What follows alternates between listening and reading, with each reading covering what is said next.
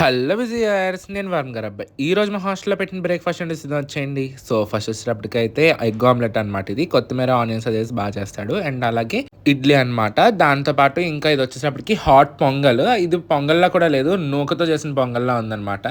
And అలాగే గారె, అదే వడ అని కూడా అంటారు. మళ్ళీ కామెంట్ సెక్షన్లో గారి కాదు వడ అని చెప్తున్నారు. అండ్ అలాగే సాంబార్, దాంతోపాటు పీనట్ చట్నీ అనమాట. అండ్ అలాగే బనానా కూడా పెట్టాడు ఇవాళ మార్నింగ్ బ్రేక్ఫాస్ట్లో.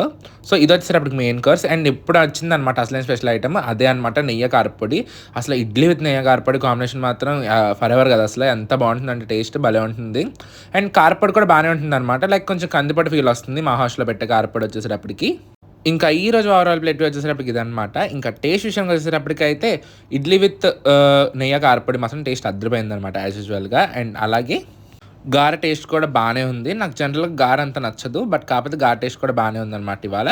కారపొడితో తింటే అది కూడా బాగానే ఉంది. అండ్ అలాగే హాట్ పొంగల్ టేస్ట్ కూడా బాగానే ఉంది ఈరోజు.